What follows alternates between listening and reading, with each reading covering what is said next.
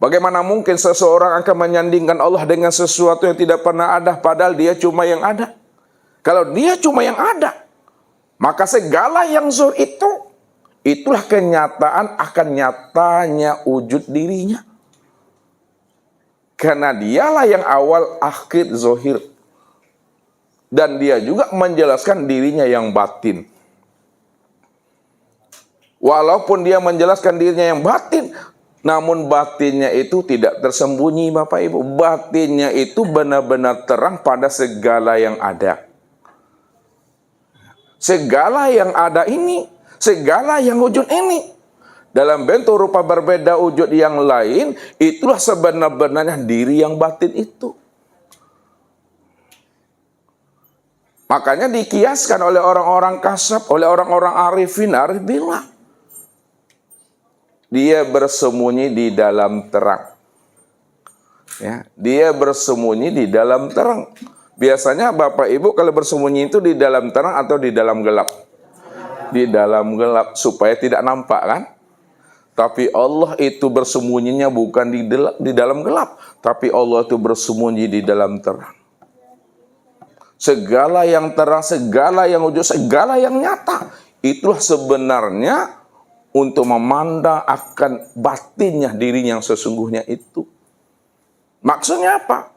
Segala yang wujud ini, itulah kenyataan diri yang batin itu. Siapa yang mampu mengenal dan memahami bahwa segala yang wujud itu itulah sebenarnya diri yang batin? Itu adalah orang yang dibukakan Allah rahasia dirinya kepada yang dia pilih. Faman yahdillah fahuwal muhtadi. Barang siapa yang Allah beri dia hidayah dan petunjuk, maka dialah sebenarnya yang paham dan mengerti tentang aku, kata Allah. Ya. Jadi orang-orang yang paham tentang Tuhan, itu karena Allah yang memperkenalkan dirinya kepada orang yang dia pilih itu. Mudah-mudahan Bapak Ibu yang hadir ini termasuk bahagian daripada orang-orang yang dipilih oleh Allah. Sehingga kita paham dan mengerti siapa diri kita ini yang sebenarnya. Maka disitulah Allah menjelaskan bahwa dirinya awal, akhir, zahir dan batin, dan tidak ada diri yang lain selain daripada dirinya. Dialah yang ahad itu, Bapak Ibu. Nah, nih. Dialah yang ahad itu sebenarnya.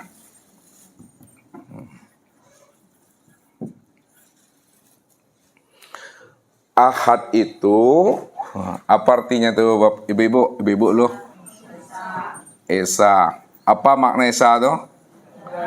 Tunggal. Apa makna tunggal? Satu.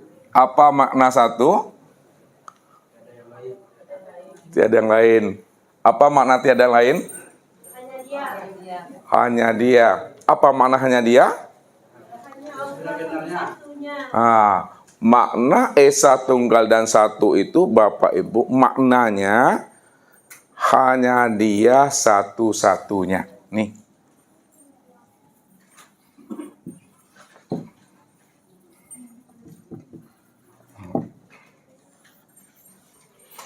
Jadi makna ahad, Esa tunggal dan satu itu maknanya hanya dia satu-satunya. Hanya dia satu-satunya itu, kalau dipahami lagi, tidak ada diri yang lain selain daripada dirinya. Dialah wujud yang mutlak semata-mata. Ya. Dia wujud yang mutlak semata-mata, tidak ada diri yang lain selain daripada dirinya.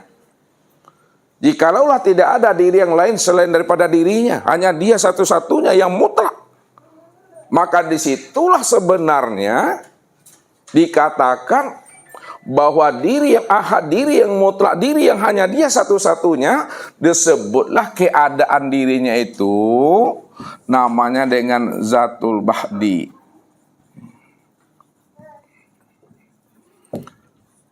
Zatul Bihal. Apa lagi? Zatul Haq. Apa lagi? Wujud mutlak. Apa lagi namanya? Wujud muhit. Wujud muhit. Apalagi wujud hakiki.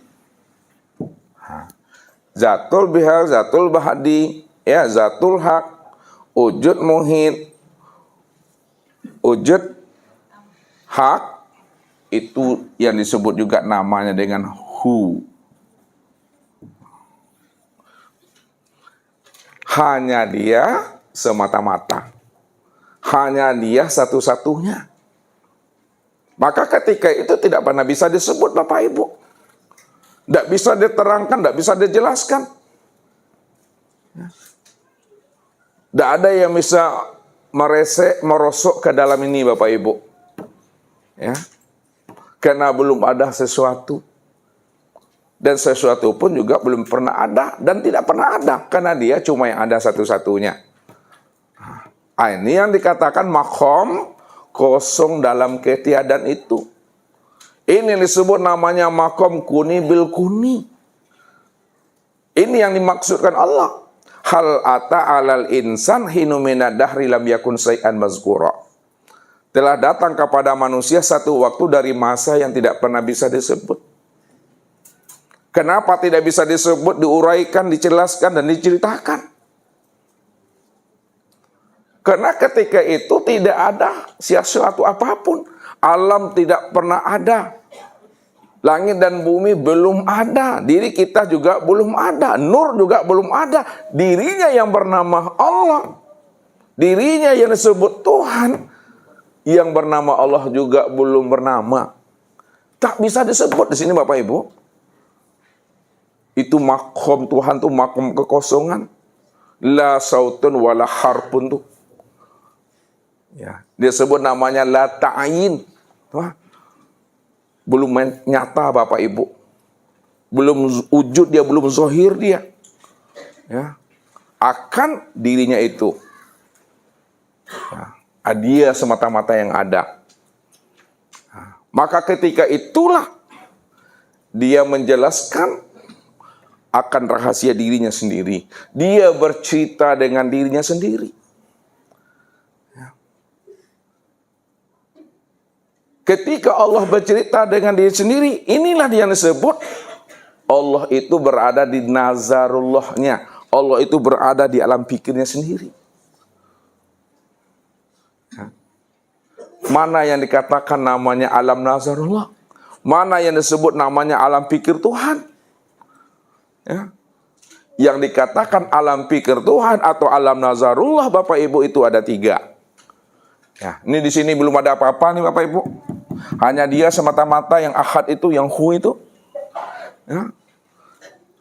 Jangan terpikir pula sama Bapak Ibu namanya Nur Muhammad. Nur Muhammad itu awal kejadian. Ya. Jangan terpikir pula namanya alam semesta, langit dan bumi. Apalagi di Bapak Ibu, hanya dia di situ. Ya. Nah, alam nazarnya, alam pikirnya itu ada 3. Nih.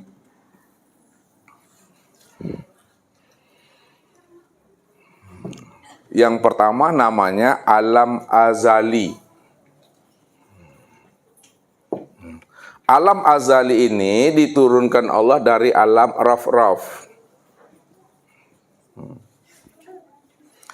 Yang kedua namanya alam suluhil qadim. Suluhil qadim. Nah, suluhil qadim ini diturunkan Allah namanya dari alam al-malail a'la. Malail a'la. Yang ketiga namanya alam tanzizi qadim. Tanzizi qadim. Ini diturunkan Allah dari alam Baitul Ma'mur. Jadi azali, suluhil qadim, tanzizi qadim, ini disebut namanya dengan alam nazarullah. Alam nazarullah.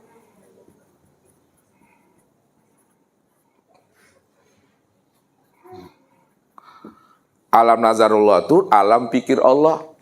Ya. Nah, bagaimana cara memahaminya alam nazarullah, alam pikir Allah di azali ini? Nah, ketika Allah itu di azalinya, ya, Disinilah letaknya puji kodim bagi kodim. Ya, puji kodim bagi kodim. Dialah yang dikatakan Ahmad, dia pula lah yang disebut namanya dengan Muhammad. Dialah yang terpuji, dia pula yang memuji. Karena tidak ada siapa-siapa melainkan hanya dirinya. Dia memuji akan dirinya sendiri di situ. Kenapa dia memuji akan diri sendiri di situ? Karena dia dalam kesendirian. Ketika ia dalam kesendirian, ya, maka disinilah dikatakan dia itu mengingat akan diri sendiri. Nah, ini disebut namanya mengingat. Mengingat.